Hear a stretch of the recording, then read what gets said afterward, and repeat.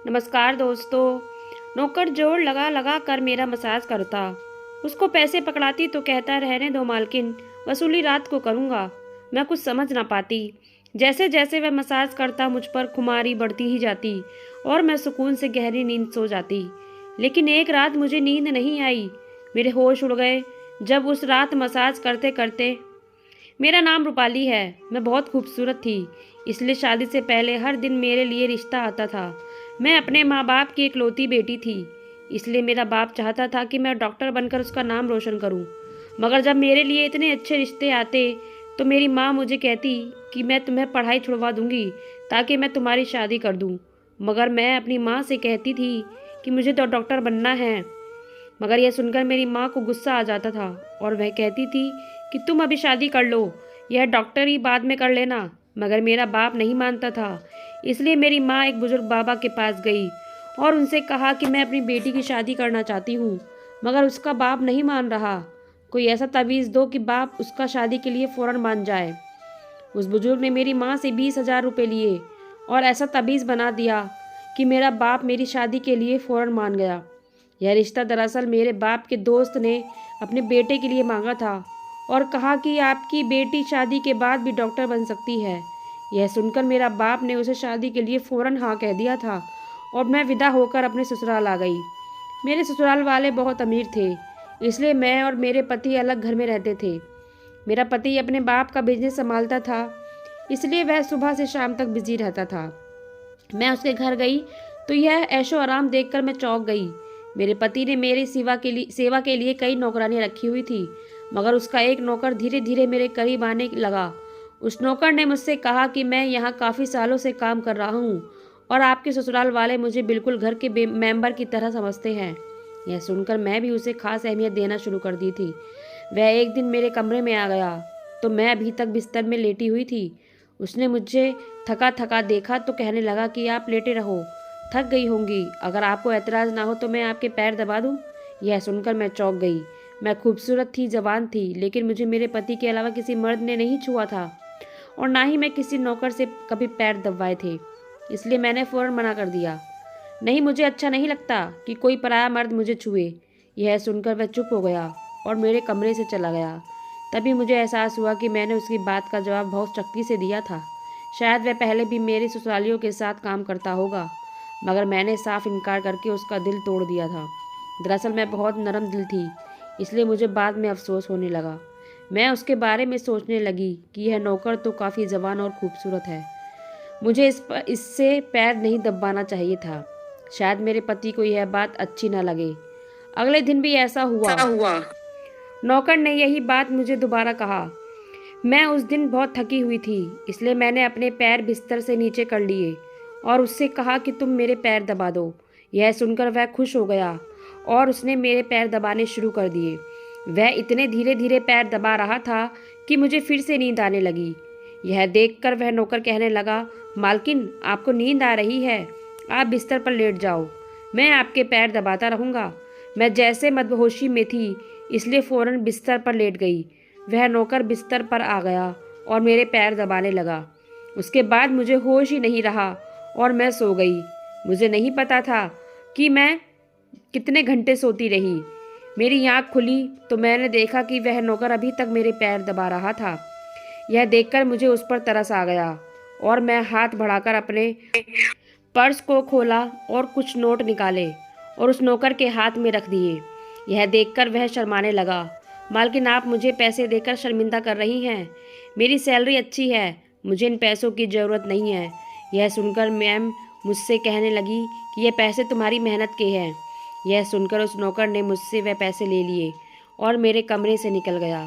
मेरा पति रात को देर से आता था, इसलिए मैं शाम को फिर उस नौकर को अपने कमरे में बुला लिया करती थी और उससे कहा कि तुम्हारी मालिश से मुझे बहुत अच्छी नींद आती है, इसलिए जब तक मेरा पति घर नहीं आ जाता तब तक तुम मेरे कमरे में ही रहना। शायद नौकर को पैसे का लालच आ गया था, इसलिए वह मेरी बात सुनकर खुश हो गया और कहने लगा, मैं तो आपको मामूली सा नौकर हूँ, जैसा आप कहोगे मैं वैसा करूँगा। आपके पैर दबाता रहूँगा ताकि आपकी थकान उतर जाए और आपको सुकून मिले।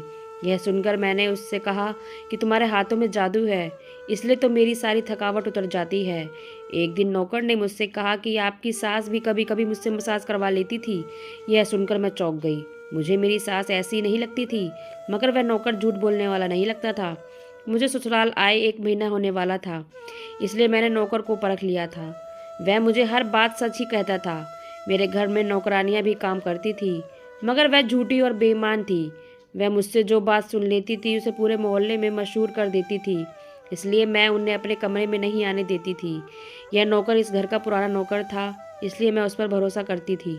नौकर भी मेरे कमरे में आता था, मगर अपनी नज़रें झुका कर रखता था। वह मेरे जिस्म को हाथ लगाता, मगर उसकी नीयत खराब ना थी। ऐसा हर रात होता था। एक दिन मैंने अपने पति से कहा कि जब से मेरी शादी हुई है हम कहीं घूमने फिरने नहीं गए हैं। यह सुनकर मेरे पति ने कहा कि जब से हमारी शादी हुई है तुम भी तो हर वक्त नींद में रहती हो। मैं रात को कभी भी घर आता हूँ तो तुम गहरी नींद में होती हो। दिन को मेरे पास वक्त नहीं होता और रात को मेरे घर आने से पहले तुम सो जाती हो। यह सुनकर मैंने अपने दिल में सोचने लगी कि यह सब नौकर की मालिश की वजह से हो रहा था। मेरे पति की शिकायत सही थी। मुझे रोज़ रात को अपने पति के लिए जागना चाहिए था।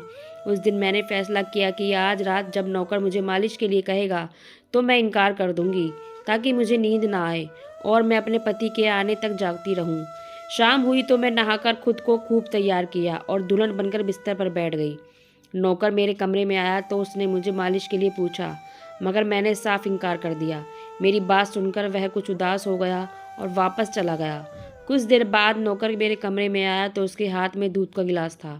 मैंने खाना नहीं खाया था, इसलिए फ़ौरन दूध पी ली और अपने पति का इंतज़ार करने लगी, मगर मुझे नींद आ गई और मैं सो गई। सुबह मैं जागी तो नौकर फ़ौरन मेरे कमरे में आया और कहने लगा, मालकिन आपके लिए नाश्ता लेकर आऊँ? यह सुनकर मैंने अपने पति के बिस्तर की तरफ देखा, वह खाली था। यह देखकर नौकर कहने लगा, मालिक तो को ज़रूरी काम था, वह नाश्ता करके चले गए। यह सुनकर मेरे मूड खराब हो गया। मैं रात भर उसका इंतज़ार करती रही, मगर वह सुबह होते ही ऑफिस चला गया। मैंने नौकर से कहा कि मेरे लिए चाय ले आओ। नौकर कमरे से बाहर निकल गया। तभी मैंने अपने जिस्म की तरफ देखा तो चौंक गई। रात को मैं दुल्हन का कपड़ा पहना हुआ था, मगर अब मेरा जिस्म पर कोई और कपड़े थे। मगर मैंने अभी जेवर पहना हुआ था, मगर मेरा सारा शरीर भारी होने लगा। मुझे यह सोचकर चक्कर आने लगा कि रात को मेरे साथ क्या हुआ था और मेरे कमरे में कौन था और उसने मेरे साथ क्या किया था, मगर मुझे कुछ याद ना आया। मेरा दिल घबराने लगा और मैंने अपना सर पकड़ने लिया। मेरा पूरा जिस्म दर्द कर रहा था, इसलिए नौकर चाय लेकर आया तो मैंने उससे कहा कि मेरा जिस्म दबा दो। यह सुनकर वह बिस्तर पर आ गया और मुझे दबाने लगा। उस दिन मैं देर तक बिस्तर पर पड़ी रही। उस दिन मेरे पति अचानक घर आ गए। मैंने उसे देखा तो उस पर बरसी, मैं रात को तुम्हारे लिए दुल्हन बनकर जागती रही, मगर तुम नहीं आए। यह सुनकर मेरे पति कहने लगे, लेकिन मैं रात को कमरे में आया तो तुम गहरी नींद में थी, इसलिए मैंने तुम्हें नहीं जगाया। यह सुनकर मैं चौंक गई, मगर मेरे कपड़े किसने बदली किया और नींद पूरी होने के बावजूद मेरा जिस्म क्यों दर्द कर रहा है? मैं उलझ गई थी। मेरे पति कहने लगे, अच्छा ठीक है, मूड खराब करने की ज़रूरत नहीं है। मुझे आज रात एक काम के सिलसिले में बाहर जाना है, इसलिए देर हो जाएगी, मगर अभी मेरे पास 3-4 घंटा फ्री है। अगर तुम कहो तो हम अभी कहीं बाहर जा सकते हैं। यह सुनकर मेरा मूड खुद ब खुद ठीक हो गया और मैंने सारी रात वाली बातों को भुलाकर खुश हो गई। शादी के बाद यह पहला मौका था कि मैं अपने पति के साथ कहीं बाहर जा रही थी। मैं जल्दी जल्दी तैयार होने लगी, जबकि मेरा पति गाड़ी में बैठकर मेरा इंतज़ार करने लगा।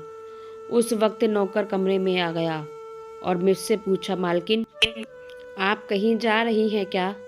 यह सुनकर मैंने उससे कहा कि हाँ, मगर तुम क्यों पूछ रहे हो? यह सुनकर नौकर कहने लगा, मैं आपका नौकर हूँ, मगर आपको सही सलाह दूंगा कि आप बाहर नहीं जाओ, क्योंकि आपका जिस्म थक जाएगा। यह सुनकर मुझे गुस्सा आ गया और मैंने उससे कहा कि तुम मेरे नौकर हो, मेरे पति बनने की कोशिश मत करो। यह कहकर मैं बाहर चली गई। ना जाने मुझे किस बात पर गुस्सा आ गया था। मैंने उस नौकर को खूब खरी खुरी सुना दी। वह भी अपनी औकात जान गया था। तभी तो जब मैं घर आई तो वह मेरे सामने नहीं आया। मेरे पति मुझे गेट पर उतारकर वापस बाहर चले जा चुके थे। जबकि मैं अंदर आई तो मेरा सारा जिस्म बुरी तरह थक रहा था। शायद मेरे जिस्म को मालिश की आदत हो गई थी, तभी तो रात होते ही मैं मालिश के लिए तड़पने लगता था। लेकिन मैंने उस नौकर को नाराज़ कर दिया था, इसलिए आज वह मेरी मालिश करने नहीं आया। मगर मुझे उसकी ज़रूरत थी, इसलिए मैंने एक नौकरानी को बुलाया और उसे नौकर को बुलाने को कहा। थोड़ी देर गुजारी थी कि वह नौकर मेरे कमरे में आ गया, मेरे बिस्तर पर बैठ गया और चुपचाप मेरे पैरों को दबाने लगा। यह देखकर मुझे शर्मिंदगी हुई। मैंने उससे इतना बुरा भला कहा, मगर उसने मेरी बात को बिल्कुल बुरा नहीं माना। मैंने उसे चुप देखा तो कहने लगी, मुझे उस वक्त पता नहीं क्या हो गया था, इसलिए मैंने तुम्हें खरी खरी सुना दी। मगर मैं इतने दिनों के बाद अपने पति के साथ कहीं बाहर जा रही थी, इसलिए मुझे तुम्हारा टोकना अच्छा नहीं लगा, इसलिए मुझे माफ़ कर दो। मैं उसकी मालकिन थी और उसे इस काम के पैसे देती थी, मगर जब भी मुझ में इंसानियत जिंदा थी, इसलिए मैंने मालिक होकर भी नौकर से माफ़ी मांग ली, क्योंकि वह भले ही नौकर था मगर वह एक इंसान भी तो था। मेरी बात सुनकर वह नौकर कहने लगा, मैं आपका नौकर हूँ, इस काम के लिए मैं आपसे सैलरी लेता हूँ, इसलिए आपको हक है आप जो चाहे मुझे कह दें। यह सुनकर मैं चुप हो गई, मगर मैंने सोच लिया कि आइंदा इससे कुछ नहीं कहूँगी। वह उस रात देर तक मालिश करता रहा और फिर मुझे नींद आ गई। मुझे नहीं पता कि नौकर मेरे कमरे से कब निकला और कब मेरे पति घर आ गए। मैं सुबह जागी तो मेरा पति बाथरूम में थे और बाहर जाने के लिए तैयार हो रहे था। मैं उसे हैरानी से देखने लगी। पता नहीं आजकल मुझे क्या होता जा रहा था। नौकर की मालिश से मुझे इतनी गहरी नींद आती थी कि मुझे किसी बात का होश न रहता। मुझे इस बात का भी पता नहीं था कि मेरा पति कब कमरे में आता था। मैं सोचने लगी कि इस नौकर की मालिश में ऐसा क्या है कि वह मेरे पति के आने से पहले मेरी मालिश करता तो मैं अचानक गहरी नींद में सो जाती थी। सुबह जब मैं उठती तो मेरा सर भारी महसूस होता था और मैं चलने फिरने के काबिल नहीं रहती।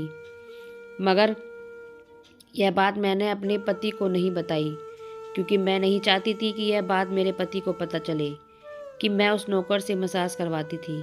एक दिन मेरा पति दिन के वक्त घर पर ही रहा।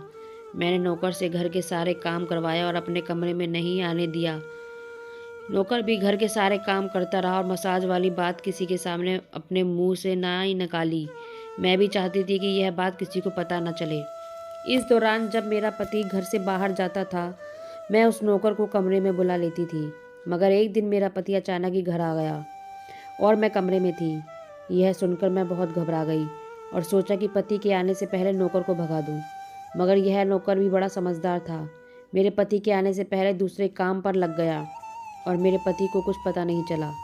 मैं मसाज घर की नौकरानियों से भी करवा सकती थी, मगर उसे नौकर के हाथों में क्या जादू था कि मैं उसे हर रोज़ अपने कमरे में बुला लेती थी। मुझे पता नहीं क्या होता जा रहा था। जिस रात मैं नौकर से मसाज नहीं करवाती थी, उस रात पूरे जिस्म में दर्द रहता था। सुबह मैं जागती थी तो मेरा सर भारी हो जाता था और मुझे थकान भी हो जाती थी। एक रात मैंने नौकर से मालिश करवाई और गहरी नींद से सो गई। सुबह मेरी आँख खुली तो फिर से मेरे कपड़े चेंज हो चुके थे। यह क्या माजरा था? ऐसा कौन करता था? क्या मेरे पति मेरे साथ ऐसा कर रहा था? मैं सोच में पड़ गई। मैंने शीशे के सामने जाकर देखा तो चौंक गई। मेरे पूरे जिस्म पर लाल निशान पड़ गए थे। ये कैसा निशान था? मैं अपने जिस्म पर हाथ फेरने लगी। मैं जैसे ही उन निशानों को मिटाना चाहती थी, मगर ऐसा ना हुआ। अगले दिन फिर मैं अपने जिस्म को देखा कि निशान खत्म होने की बजाय फैलने लगा था। मैं घबरा गई। तभी मेरे कमरे में नौकर आ गया और उसने मुझे मालिश को कहा।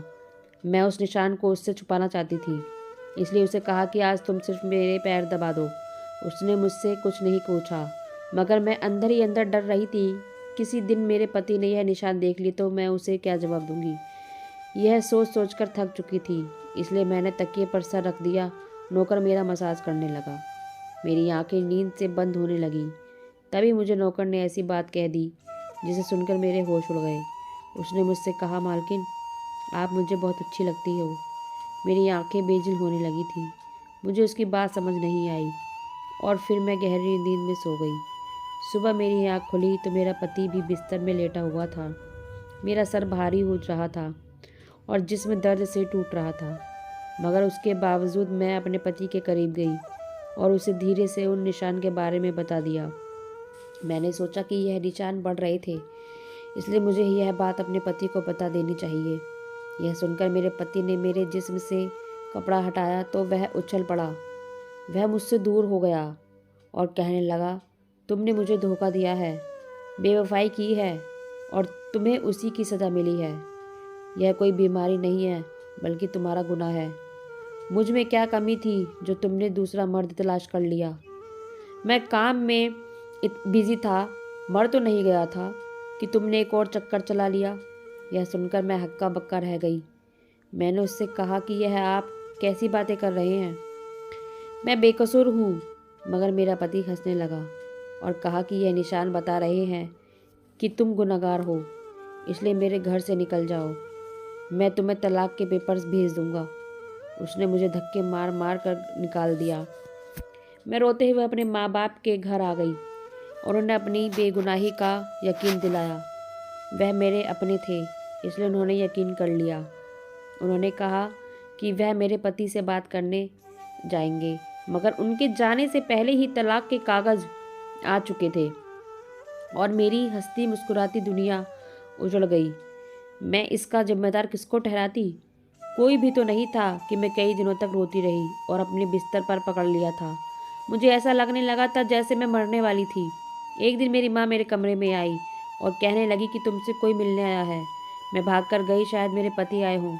उसे मेरी बेगुनाही का एहसास हो गया हो, मगर वहाँ मेरा पति नहीं बल्कि वही नौकर था जो उसके घर काम करता था। मैंने उसे आने का कारण पूछा तो वह कहने लगा, मैं आपके उन निशानों के बारे में जानता हूँ। यह सुनकर मैं चौंक गई और यह सुनकर मैं खड़ी हो गई और उसकी शर्ट का बटन एक झटके से खोल दिया। मुझे अब समझ आया कि मेरे पति ने मुझ पर इतने गंदे इल्ज़ाम क्यों लगाए थे। यह देखकर मैंने नौकर के सीने पर मुक्के मारने शुरू कर दिए। यह मेरे जिस्म पर कैसे आए? तुमने मसाज के बहाने मेरे साथ क्या क्या किया था? मुझे सच सच बताओ। यह सुनकर नौकर ने मेरे दोनों हाथ पकड़ लिए और कहने लगा, मेरा नाम आर्यन जिंदल है और मैं तुम्हारे साथ यूनिवर्सिटी में पढ़ता था, मगर मुझे तुमसे प्यार हो गया। मैं भी डॉक्टर बनना चाहता था और मैंने सोचा था कि जब हम दोनों डॉक्टर बन जाएंगे तो मैं तुम्हारे बाप से तुम्हारा हाथ मांग लूँगा। मगर एक दिन तुम्हारी सहेली की जुबानी मुझे पता चला कि तुम्हारी माँ तुम्हारी शादी जल्द ही करना चाहती है, इसलिए मैं डर कर तुम्हारे घर रिश्ता भेजकर, मगर तुम्हारे बाप ने इनकार कर दिया और कहा कि मैं अपनी बेटी की शादी तब करूँगा जब वह डॉक्टर बन जाएगी। इसलिए मैं इत्मीनान होकर अपनी पढ़ाई करने लगा। मुझे एक हफ्ते के लिए अपने कज़िन की शादी के लिए शहर से बाहर जाना पड़ा, तभी तुम्हारी शादी हो गई। वह यह सब मुझसे कह रहा था और मैं बेकीने से उसे देख रही थी। मैं वापस आया तो मेरी मोहब्बत किसी और की दुल्हन बन चुकी थी और मैं तुम्हारे प्यार और दीवानगी में तुम्हारे ही घर का नौकर बन गया ताकि मैं तुम्हारे करीब रह सकूं। मैं तुम्हारे करीब आना चाहता था, इसलिए मसाज के बहाने तुम्हारे कमरे में आ जाता था और रात को तुम्हारे दूध में बेहोशी की दवा मिला देता ताकि तुम सोती रहो और तुम्हारा पति तुम्हारे करीब ना आ सके, क्योंकि तुम मेरी थी। मैं तुम्हें किसी और के करीब नहीं देख सकता था। यह सुनकर मैं हक्का बक्का रह गई। क्या तुमने मेरे साथ कभी कुछ गलत किया? यह सुनकर उसने मेरा हाथ अपने सर पर रख लिया और कहा, मैं तुमसे प्यार करता था, इसलिए तुम्हारी इजाज़त के बगैर मैं तुम्हारे साथ कुछ नहीं करना चाहता था। यह सुनकर मैंने उस निशान की तरफ इशारा किया जो हम दोनों के जिस्म पर थे। यह सुनकर वह हंस दिया और कहा कि मैं डॉक्टर हूँ और यह सिर्फ इन्फेक्शन है। यह मैंने इसलिए किया ताकि तुम्हारे पति को हम दोनों के ऊपर शक हो जाए। यह क्या कर उसने मुझसे माफ़ी मांग ली और मैं पूरे 1 साल उसे सज़ा देने के बाद माफ़ कर दिया और फिर उसके साथ शादी कर ली। तो फ्रेंड्स, ये कहानी आपको कैसी लगी कमेंट्स बॉक्स में ज़रूर बताइए।